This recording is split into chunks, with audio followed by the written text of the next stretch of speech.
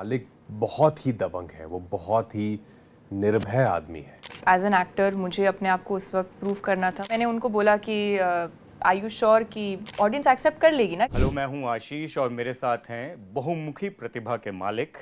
चाहे उनसे intense role करवा लो, ड्रामा करवा लो, कॉमेडी करवा लो, और अब गैंगस्टर वाले रोल में भी वो कमाल लग रहे हैं। मेरे साथ हैं मालिक राजकुमार राव, और उनके टक्कर में जो उनकी जोड़ीदार हैं वो भी कमाल की मालकिन हैं। जब पढ़ाई कर रही थी तो मेधावी छात्र थी, जब ब्यूटी पेजेंट में आई तो विश्व सुंदरी बनी, और अब एक्टिंग भी कमाल कर रही हैं। दोनों का स्वागत करते हैं। कैसे हैं थैंक यू आप? So much. Thank you. मालिक के किरदार में भाई, और जो ट्रेलर हमने देखा वो इतना इंटेंस और इम्पैक्टफुल है। प्रोसेस क्या था? क्योंकि हमेशा मैं राज से वो जानना चाहता हूँ, हर किरदार में कुछ अपना अलग जो अंदाज है वो डालने की वो कोशिश करते हैं, और जो निकल कर आता है जिसका इम्पैक्ट दिखाई देता है। जी जी जी।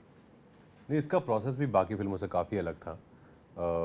एक फिजिकल अपीयरेंस चेंज करनी थी, ऑफ कोर्स उसके लिए तो काम होता ही है, वो तो करना ही था।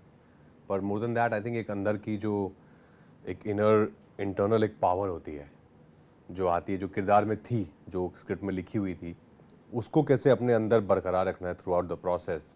कि मालिक बहुत ही दबंग है, वो बहुत ही निर्भय आदमी है, वो किसी से नहीं डरता है दुनिया में। तो उसको अपने अंदर उस भावना को ज़्यादा जागृत करना, जगाए रखना। सॉरी, आपने हिंदी बोली तो मेरी भी बहुत अच्छी से हिंदी निकल रही है। तो वो बहुत एक प्रोसेस था मेरे लिए कि हर मोमेंट पे उस कोर को पकड़ के चलना कि ये इंसान है, जब जहाँ खड़ा होता है ये किसी के बाप से नहीं डरता है। ये अपने रूल्स खुद बनाता है और इसको फॉलो करना है, करता है, नहीं करता है, नहीं करता है। रियल लाइफ में इससे एकदम अलग हैं, आप अलहदा हैं। लेकिन कुछ अगर पैरेलल्स, अगर सिमिलैरिटीज ड्रॉ करनी हो तो क्या होंगी? I think the only similarity would be कि कैसे मालिक जो है वो अपनी बेटर हाफ को बहुत प्यार करता है, शालिनी को। तो दैट्स द ओनली सिमिलैरिटी कि मैं भी जो है अपनी बेटर हाफ को बहुत मोहब्बत करता वो हूँ। जग ज़ाहिर है, सबको पता है। और उसके अलावा मैं भी हूँ, निर्भय हूँ, ऐसा नहीं है। मैं भी काफ़ी स्कूल टाइम तक तो मैं बहुत ही ज़्यादा मैं कहीं भी घुसा दो मुझे, पर जिस दिन डिसाइड के एक्टर बनना है तो थोड़ा लगा नहीं, अभी चीज़ें वो थोड़ा फोकस रखो लाइफ में। भाई का वो वाला डायलॉग आज भी, मतलब अब तो वो कल्ट बन गया है कि चेहरे पे मत मारना। हाँ, वो सच है, वो कहानी सच है एकदम। तो हाँ, पर वो अंदर है, वो अभी भी वो। दबंग और मालिक, वो निकल के वो चीज़ें काम आई अब गुड़गांव वाले जी छोटे जी के। जी जी। मनुष्य, आपने बोला कि बहुत ही रियल ये किरदार है, अब तक का सबसे रियल, अगर मैं गलत नहीं हूँ तो। क्या इसमें वो जो इंटेंसिटी है, क्या चीज़ें आपको दिखाई दी जिसकी वजह से ये किरदार आपने किया? ये किरदार मैं करना चाहती थी, क्योंकि ऐसे बहुत कम रोल होते हैं जो लड़कियों के लिए लिखे जाते हैं जो इतने इस नेचर के होते हैं। और I think as an actor मुझे अपने आप को उस वक्त प्रूव करना था, मुझे अपने आप को एक चैलेंज देना था। तो मैं जानती थी कि ये कैरेक्टर मुझे वहाँ लेके जाएगा। और पुलकित जो हैं वो बहुत ही अच्छे डायरेक्टर हैं, और उन्होंने लिखी भी मालिक एक तरीके से है जो आपको पढ़ के समझ आता है कि उनकी क्या क्लैरिटी है और वो क्या किस तरह से इस फिल्म को देख रहे हैं।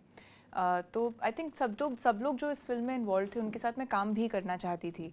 तो कहीं ना कहीं मेरी अंदर से चाह थी कि मैं ये फिल्म करूं, और एंड लकीली मतलब उन्होंने भी मुझे ही चुना इस फिल्म के लिए, तो I guess it worked out. आपके वो किरदार के साथ में एक इंट्रीग है, एक सस्पेंस क्रिएट करके रखा हुआ है कि मालिक तो पूरी तरीके से उनकी दबंगई, उनके भौकाल, उनका हर चीज़ दिख रहा है, लेकिन जी आपका जो किरदार है उसमें एक नुएंस है जो दिख नहीं रहा है, वो काफ़ी उसको रखा हुआ है, जो जब हम फिल्म देखेंगे तब दिखाई देगा। जी जी। जी। तो जब इस तरह का किरदार, और ख़ासकर जब ऐसा गैंगस्टर वाला जिसमें आपको मालूम है कि पूरी तरीके से पुरुष प्रधान और हर चीज़ होने वाला है, और हैवी एकदम एक्शन होने वाला है, जी। वहाँ पर जब आपको इस तरह का किरदार मिलता है तो आपका प्रोसेस क्या होता है, और कैसे इतने अच्छे तरीके से वो जो गानों में केमिस्ट्री निकल के आ रही है या जो ट्रेलर में आप निकल के आ रहे हो वो करने में आप सफल रहे?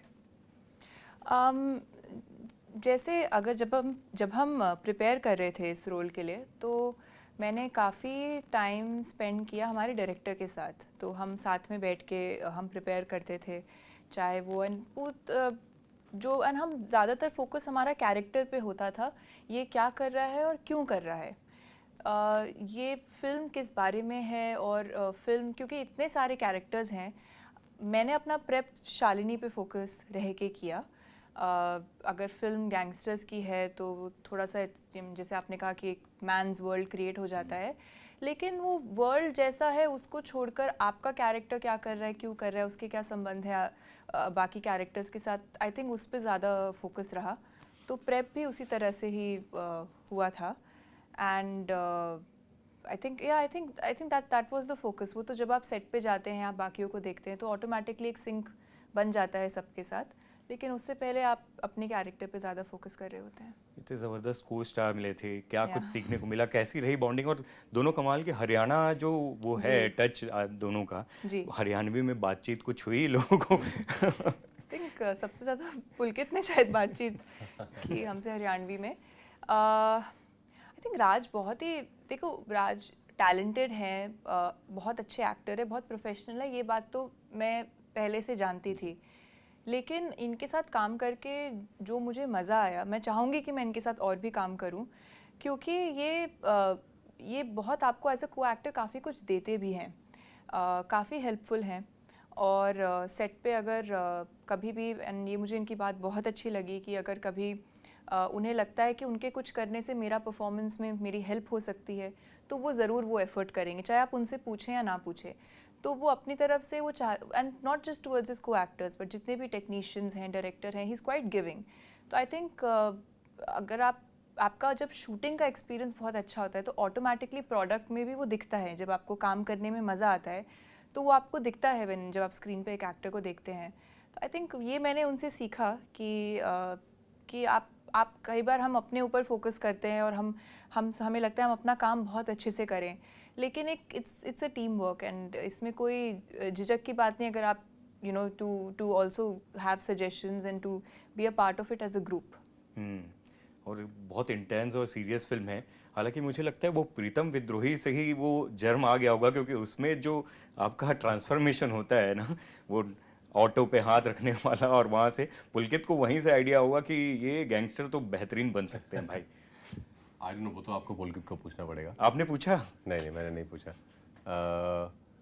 प्रीतम विद्रोही ऑफकोर्स बहुत ही एक अलग दुनिया का अलग किरदार है वो। ऐसा लेकिन उसमें नहीं से है वो कभी एक भी। झलक निकल के आती है कि भाई जब गैंगस्टर बनेंगे तो मालिक बनेंगे। चलो थैंक यू, आपको ऐसा लगा तो यार। पर हाँ, उसमें ऑफकोर्स वो प्ले कर रहा है एक ऐसा दबंग होने का। और पर यूपी मालिक वाला जो है किरदार था वो भी। मालिक जो है वो अंदर से जन्म से ऐसा है। हाँ, एक इसमें जो डायलॉग है कि पैदा नहीं हुए हैं लेकिन बन तो सकते हैं, कभी ऐसा आप दोनों से पूछना चाहूँगा कि कभी ऐसा रियल लाइफ में हुआ है कि किसी ने या मौका आया हो जब अपने को बताना पड़ा हो कि नहीं, हम वहाँ से नहीं आए एक्टिंग फील्ड से या जिस भी फील्ड से, लेकिन हम जब करेंगे तो मालिक ही बनेंगे? नहीं, आई थिंक किसी को दिखाने के लिए, बताने के लिए तो नहीं किया है कभी भी। तो ऐसा कोई मौका नहीं आया कभी किसी को कि बताया हो कि एक दिन तू देखना, बिकॉज वो कभी किसी को प्रूव करने के लिए नहीं था। वो इस आर्ट फॉर्म से प्यार हो गया था, क्योंकि थिएटर करना शुरू किया था, फिल्म से मोहब्बत हो गई थी काफ़ी बचपन में कि यही करना है यार, यहाँ मुझे भी यहाँ जाना है। तो वो अपने लिए था मोर देन एनीवन एल्स। वो अपने आप की अपनी खुशी के लिए ये काम करना चुना था। मानुषी?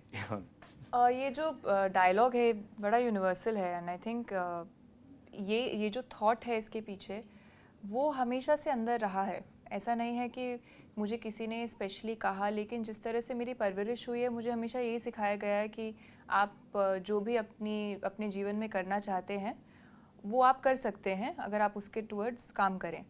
तो मुझे कभी ऐसी ज़रूरत नहीं पड़ी कि मैं ये प्रूव करूं किसी को कि देखो मैं करके दिखाऊंगी। मुझे लगता है कि ये मेरी लाइफ है, अगर मैं किसी और को कुछ प्रूव करने के लिए कोई डिसीजन लूँगी तो वो मेरी लाइफ नहीं रहेगी, वो उनकी लाइफ हो जाएगी। तो मैं अपने लिए ही, मैंने जो भी डिसीजन लिए अपने लिए ही लिए हैं, चाहे वो एक्टर बनना हो या इससे पहले जो भी मैं कर रही थी। तो ऐसा कोई पॉइंट नहीं रहा कि तब मुझे लगा हो कि हाँ अब से मैं इस तरह से अपना जीवन जीऊँगी। बचपन से ही ये बात हमेशा से रही है मन में, और आज भी जो भी डिसीजन लेती हूँ मैं, even after becoming an actor, I don't think मैं किसी को कुछ प्रूव करने के लिए लेती हूँ। अगर मैं खुद को भी एज एन एक्टर प्रूव करना चाहती हूँ, वो मैं अपने लिए करना चाहती हूँ, किसी और के लिए नहीं। ये सवाल इसलिए भी था क्योंकि उसका जो पहले का हिस्सा है डायलॉग का, जो बातचीत हो रही है पिता और पुत्र में, वो कमाल है कि मजबूर लोग मजबूत नहीं बन सकते, और वहाँ आपका जो रिप्लाई आता है। जी। और ये मेरे ख्याल से हर किसी के लिए एक वो डायलॉग बाजी नहीं है, वो अपने आप में वो बहुत फिलॉसफी कहानी लाइफ है। की, वो कहानी है, वो सच्चाई है कि हमें ये समाज में ऐसा दिखाया जाता है कि तुम अगर मजबूर बाप के बेटे हो तो तुम्हें भी मजबूरी बनना पड़ेगा। लेकिन नहीं, ऐसा ज़रूरी नहीं है। मजबूर बाप का बेटा मजबूत भी बन सकता है। और मैं जिस राज को जानता हूँ, मतलब साइकिल से हरियाणा से दिल्ली पहुँच के और वो मंडी हाउस से लेके और मुंबई की दुनिया में मालिक बनने का जो सफ़र है, वो अपने आप में मजबूर से मजबूत और फिर मालिक बनने का अपने आप में कहानी है, वो बानगी बताती है। Thank you so much brother.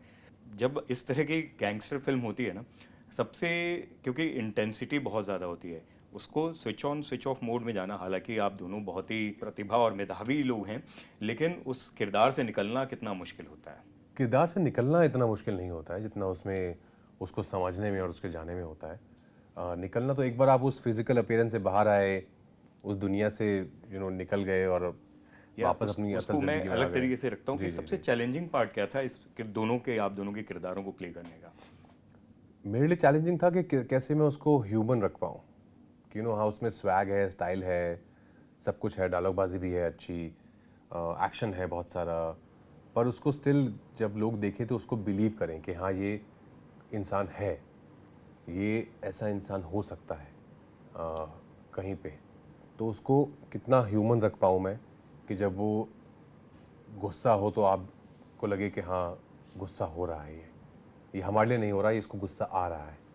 और जब वो रोए तो आप भी उसके साथ रोएं, जब वो खुश हो तो आप भी उसके साथ खुश हों। यही चैलेंज था कि how to keep it very human but still very entertaining for the audience. Manushi, आपके लिए? चैलेंज आई थिंक शुरू में यही था कि हमें कई कई बार कहा जाता है कि आप एक्ट करो, लेकिन यहाँ पे रिक्वायरमेंट थी कि आप वो कैरेक्टर हो, एंड वो एफर्ट ना दिखना शुरू में, शायद जब तक आप उस पॉइंट पे नहीं पहुँचते जहाँ आपको वो कैरेक्टर आप देयर इज़ अ पॉइंट जब I mean you start feeling like the character, पर जब तक उस पॉइंट पे नहीं पहुँचते सब कुछ बड़ा एक एफर्ट जैसा फील होता है। और मैं उससे पहले मुझे लग रहा था कि ये काफ़ी मैं सोचती थी कैसे करूँ, किस तरह से करूँ, लेकिन जब एक बार वो हो जाता है, जो कि बहुत शूट के काफ़ी शुरुआत में हो गया था, फिर आप वो कैरेक्टर के थ्रू आप जी रहे हो। और क्योंकि हमारे लोकेशंस रियल थे, सेट्स रियल थे, फिर हमारे इतने अच्छे डायरेक्टर थे सेट पे और बाकी के एक्टर्स भी इतने अच्छे थे, तो ऑटोमेटिकली आप वो कैरेक्टर बन ही जाते हो। तो वो एफर्ट करना, मतलब वो दिखना नहीं चाहिए कि आप कोशिश कर रहे हैं आपकी इस तरह से आप एक्टिंग करें, आप वो कैरेक्टर बन जाएं। तो आई थिंक वो था। एंड ऑनेस्टली ऐसा कभी नहीं हुआ कि जब शूट के दौरान ये कि अगर कभी छुट्टी हुई, घर गए, वापस मुंबई आए, तो आप सोचते हो काफ़ी अपने काम के बारे में, आप सोचते रहते हो कि आप क्या नया कर सकते हो, कैसे कर सकते हो, लेकिन ऐसा नहीं होता कि कि आप मतलब कि आप घर जाके भी आपको वही आपका इमोशनल जर्नी है और वही आप वो कैरेक्टर आप किसी तरह से घर लेके जा रहे हो।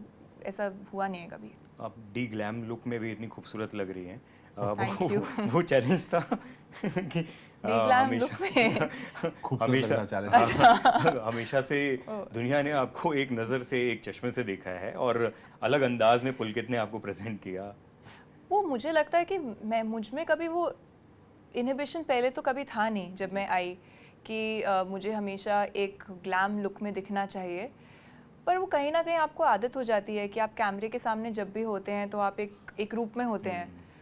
लेकिन यहाँ पे जब, क्योंकि तो आप यहाँ पे जब पहली बार हम शूट कर रहे थे, तो जब डायरेक्टर ने, इनफैक्ट हमारा जो डी ग्लैम लुक था उसको और भी उन्होंने डी ग्लैम करने की सोची, तो तब की मतलब हम चलो स्प्रे करके कुछ फ्रेकल्स लगा दो, कसम तम कुछ बात चल रही थी कि थोड़ा टेक्सचर करते हैं कुछ। तो उस वक्त मुझे याद है एक बार में मुझे एकदम से अंदर से, और मुझे कभी लगा नहीं था कि मुझे ये फीलिंग आएगी, क्योंकि मुझे लगता नहीं था कि मुझ में ये इनहिबिशन है, लेकिन उस दिन पता चला कि थोड़ी सी झिझक तो थी।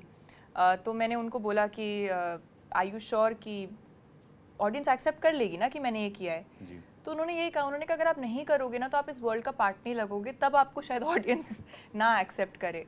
बट वो एक आई थिंक एक एक्टर होने का एक मज़ा भी होता है कि आप ना सोचें, अगर आपको ना सोचना पड़े कि मैं कैसी दिख रही हूँ, तो आई थिंक वो एक फ्रीडम, आप वो फ्रीडम नहीं, मैं मतलब वो फ्रीडम मिलती है जब आपको कि however you want to be you are that way. I think उसमें बहुत मज़ा है, इसीलिए शायद मुझे काम करने में सेट पे बहुत ज़्यादा मज़ा आया, क्योंकि मैं सिर्फ कैरेक्टर की लाइफ जी रही थी। मैं इतना सोच नहीं रही थी कि मेरा लुक कैसा होना चाहिए या मुझे इस तरह से दिखना चाहिए यहाँ पे।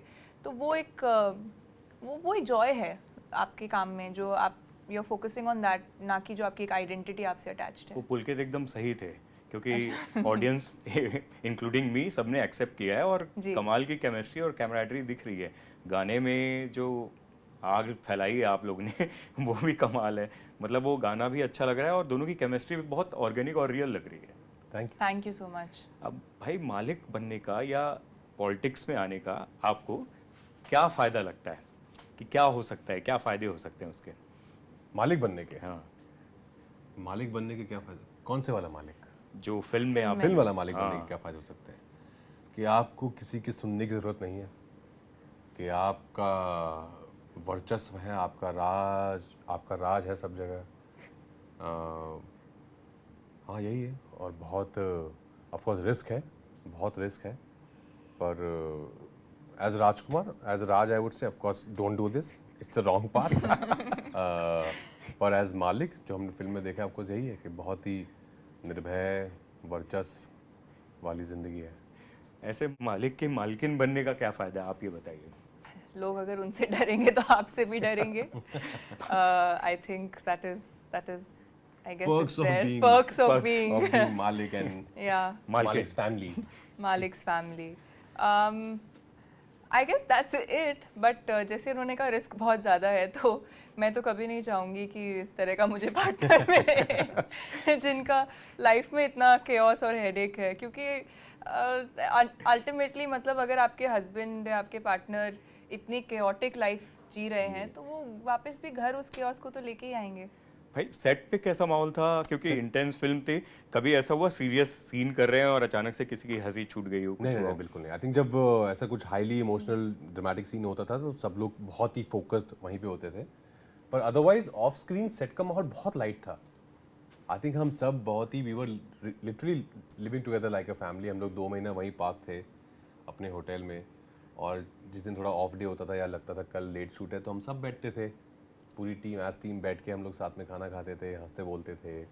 तो बहुत बहुत लाइट था सेट का माहौल। आप दोनों के लिए सबसे ऐसा कोई मोमेंट या इमोशनल मोमेंट या दिल के करीब कोई ऐसा फील वहाँ पर जो सेट पे आपने बिताया हो, जो अगर बताना चाहें, जिक्र करना चाहें? आई थिंक लास्ट डे हमेशा बहुत टफ होता है, स्पेशली जब आप एक अच्छी फिल्म कर रहे हैं ना, तो वो लास्ट दिन जो होता है वो बहुत टफ होता है, बिकॉज अभी विदाई का वक्त आ गया है। हमने सबने साथ मिलकर कुछ बनाया है और अभी वो उससे दूर जाना है अभी हम सबको। तो वो एक बहुत ही इमोशनल सा एक डे होता है। आपके लिए एक जर्नी सबके साथ जी रहे होते हो तो, और ऊपर से हम लोग मुंबई में भी नहीं थे, हम सब दूसरे मतलब हम सब लखनऊ में थे। तो आपको सबकी आदत हो जाती है, रोज़ सुबह आप उठो, आप सेट पे जाओ, तो एक तरह का एक सेट पे भी इतना अच्छा माहौल रहता था। तो आई थिंक लास्ट डे आपको थोड़ा सा बुरा लगता है कि अब बैक टू बॉम्बे नाउ। एक लास्ट हाइपोथेटिकल क्वेश्चन है, अगर आप लेडी डॉन होती, ये नॉर्मल अच्छा। इंसान होते फिल्म में, हाँ तो जी। किस तरीके से आप क्या करने वाली होती, क्या करते आप? अच्छा, आप मालकिन के मोहब्बत होते हैं लाइक दैट, तो मैं क्या करती? हाँ हाँ, मैं दुनिया वही में करती जो किस मालिक तरीके कर से? रहे हैं, just fight for more power, अपना राज जमाती। राज जमाते। अपने हस्बैंड को मैं बहुत सारे गिफ्ट्स देती, उनको बहुत खुश रखती। मैं जो भी मेरे खिलाफ खड़ा होता मैं उसको ख़त्म कर देती। AK-47 या। भाई सुनने में आप ट्रेनिंग लिए AK-47 की फिल्म के लिए? हाँ, सही वेपन बात? ट्रेनिंग तो होती है ऑफ कोर्स, वो तो करनी ही पड़ेगी, अदरवाइज आपको बिकॉज बिल्कुल आइडिया नहीं है, कोई एक्सपीरियंस नहीं है, तो वेपन ट्रेनिंग होती है, सबकी हुई थी। मालिक जैसा कोई इंसान मिला है रियल लाइफ में? मालिक जैसा कोई नहीं मिला लकीली, अच्छी बात ही है। पर हाँ, ऐसे दबंगई तो बहुत है, मतलब जहाँ से हम आते हैं वहाँ पे तो ऐसे हैं बहुत लोग हैं ऐसे निर्भय लोग जो हैं बेसिक बोलते हैं।